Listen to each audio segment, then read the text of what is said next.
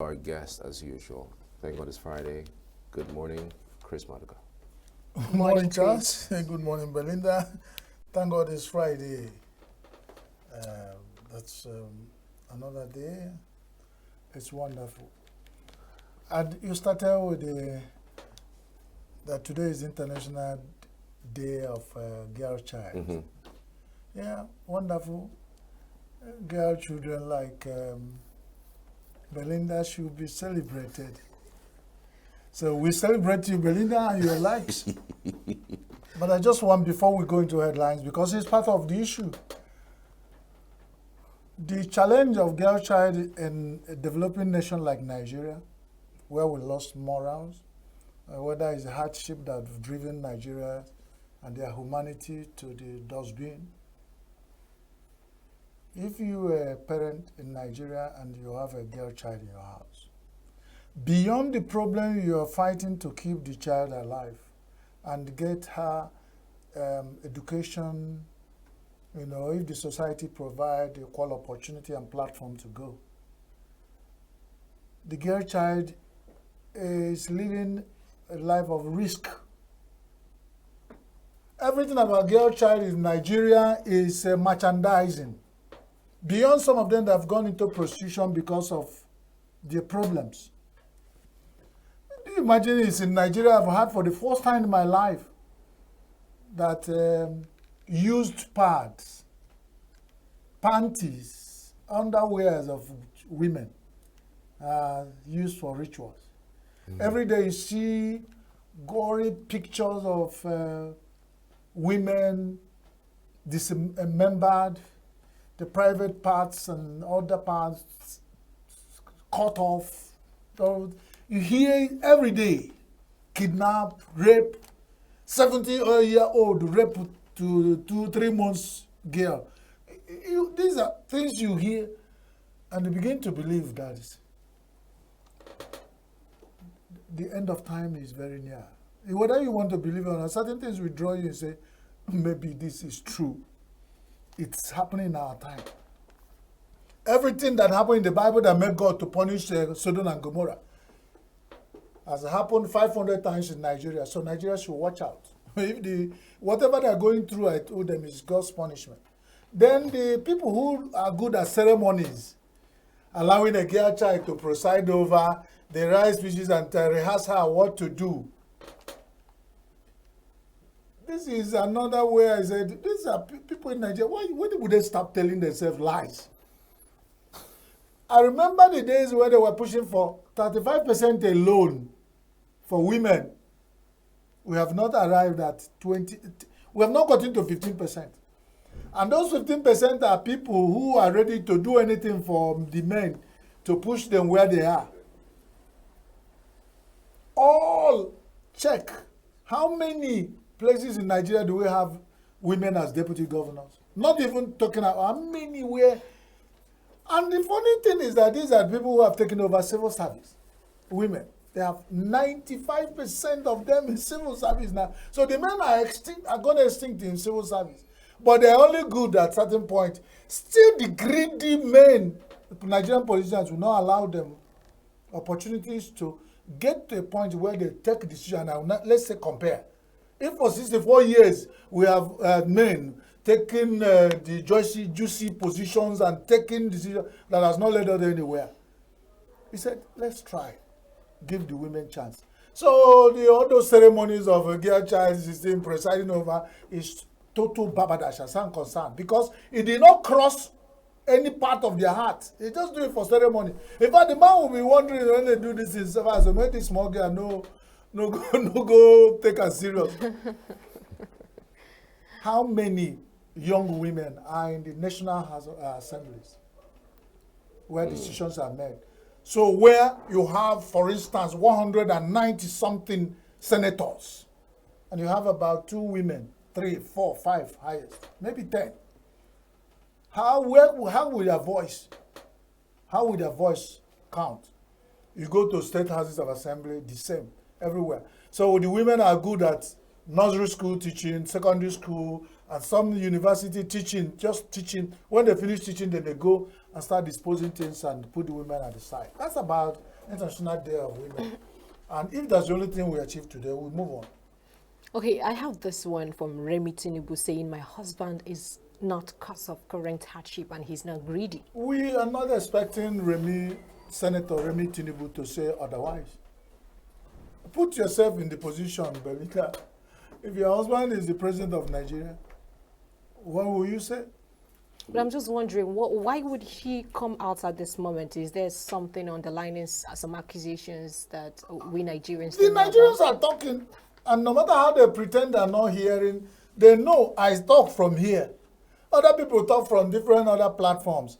That Nigeria is in trouble with over 1,000 naira fuel price, hardship and hunger is everywhere, and we have a president who incidentally is somebody's husband and somebody's father. And we, by the last record, are showing that the husband, the wife, and the children are not going through what we are going through. With the presidential yacht that the first lady can have access to at any time, with the presidential jet, when they went to the UN, the president's first lady was there with a retinue of assistants and co-first ladies of the state, the one in their favorite book. And they went there. You'll be wondering why we have to carry such. And we go to the world, they say Nigeria is suffering. Nobody in the world has taken Nigeria serious because our body language has not shown. So we do not want to join issues with a first lady. Your husband is doing very well. Senator Remi Tinubu, Her Excellency. And it's your word against 210 million Nigerians as at last estimate. So I'm just that's my review. I'm just wondering why she would have to say it the way she said it. Why say that kind of thing? Your husband is not greedy. It's not something that you just say out of the script. You don't write a script and say, my husband is not greedy. Something must have propelled her to say we that. have never accused nobody from my records, I'm using myself as an example. I've not had anywhere in Nigeria they say President Bola Tinubu is greedy. He came well prepared, rich. Mm-hmm. So if we add greediness to whatever we are accusing him of, then he will be overburdened. Right. What we are saying is that he has not taken decisions that affect our lives as Nigerians. Simple. Greediness is as a wife at home. If you are greedy, your wife will know. So are you going to say that the wife said, my husband is not greedy? But then, if they, by perchance, have surrounded themselves with greedy people, then the first lady need to look back, go to the other room with the wife or her husband, and then talk about those. There's been rumored for more than up 10 times of reshuffle in the cabinet. The next thing we heard is that the president has gone on 2 weeks leave, whether it's a work stay or it's full-time leave. Mm-hmm. And he went to we don't know who is acting on his behalf. Is it the first lady or Alhaji Shetima?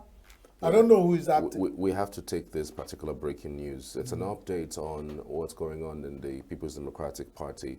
It does look like things have climaxed as the National Working Committee of the People's Democratic Party, PDP, has suspended the party's acting national chairman, Ambassador Umar Damagum, and the National Secretary, Samuel Anyang, National Publicity Secretary of the party, Debo Ologonaba, confirms the development in the statements he issued in the early hours of today.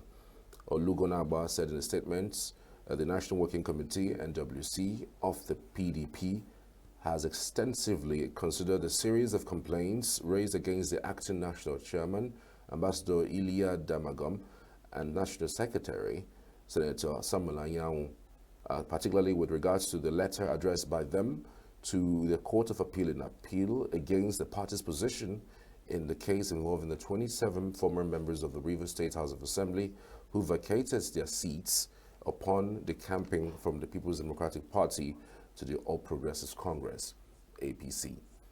This is still a developing story. The acting national chairman and the national secretary of the People's Democratic Party has been suspended. Apparently, this was done by the National Working Committee because of what's going on in the People's Democratic Party. So it's beginning to get clearer by the day what really the sins of Damagom were, because you cannot be a PDP chairman and then write that kind of letter that is against, you know, the sitting governor of River State with the 27 members who defected from the PDP to the All Progressive Congress.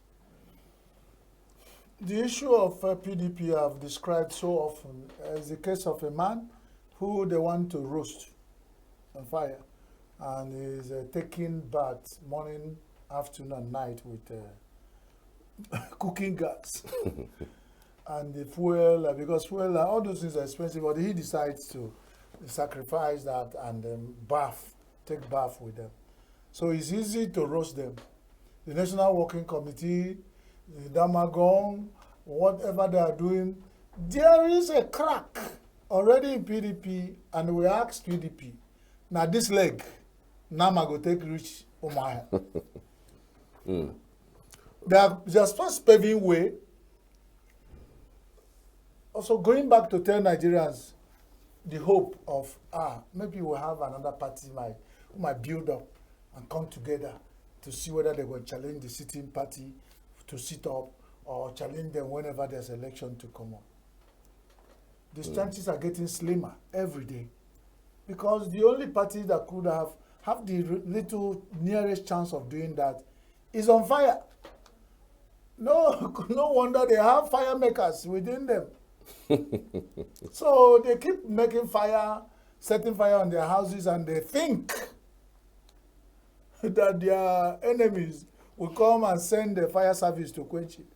I'm just seeing the hand of Wike in it, because Damagom wouldn't just on his own write this type of letter to the appeal court, and I'm sure that's the reason why appeal court may have... whatever is making Damagom and all these associates do what they do, it becomes the case of Adam. When God comes and calls, Adam, where are you? Or when they come and call, Charles, where are you? He said, Belinda. It won't stop God from doing what he wants to do with it.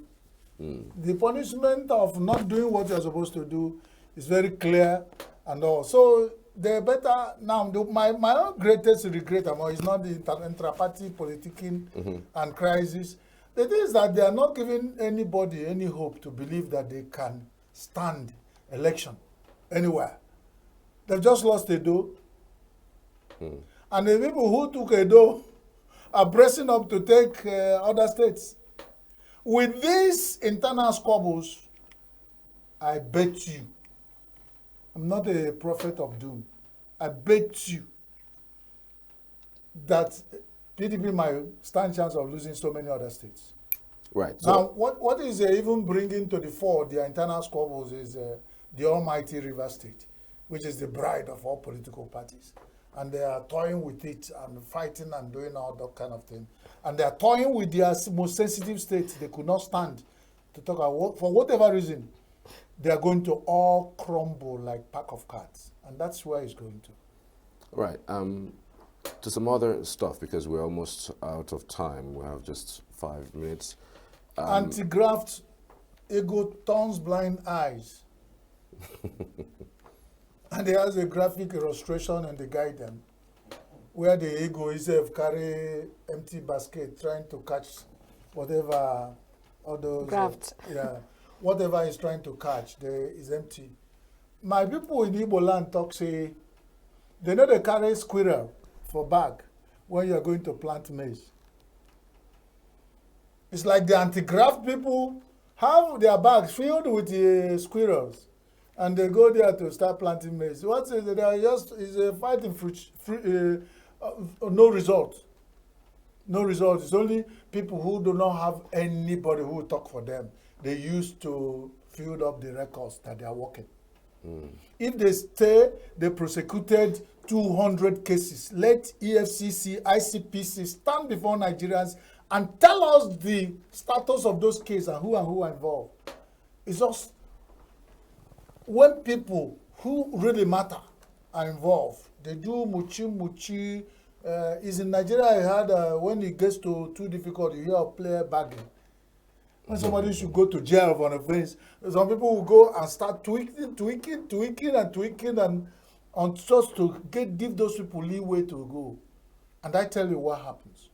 This system has allowed Nigerians to make so much money uncontrolled. If any Nigerian has 500 billion naira in his account, and you are made the head of EFCC, you go to arrest him. You have given such person power to buy Nigeria. In some decent society, certain money in your account are so much tax that you'll be so much not motivated to make money again. It happens in USA. That's why you Ford Foundation, and all the charities coming to Africa. Because any money they put on top and it's not registered under charity will be taxed. But here, single Nigerians will put 500 million in different accounts controlling Nigeria. Me and him will be going to the same market. Then tomorrow, you become Chief Justice of any nation. You ask that person to go and prosecute that man. You offer you 1 billion, 100 billion naira. You come back home as Chief Justice and tell your children, I went to court today and I had this big Nigerian, profile Nigerian, and he's guilty of the offense, but he offered me 100 million and I said, no, your children will kill you. So they offer bribe. You allow Nigerians to get to the point they offer bribes, nobody can resist. And that is weakening the system. Nothing controls nobody. These big men, some of them, the kind of money they have in Nigerian banks, they make one withdrawal, all these banks will collapse. And these are the same people you want EFCC, ICPC to go. You appoint one civil servant to go and sit here and go and arrest. Let us be serious for once. All right. We have to leave it there. Well, let's leave it there because my papers are filled with what issues that we're going to review, but we have to go because we have multifarious issues in Nigeria to discuss. But let's take it here. All right. Thank you very much. Thank you for bringing me here. We'll be moving ahead to another segment. Do stay with us.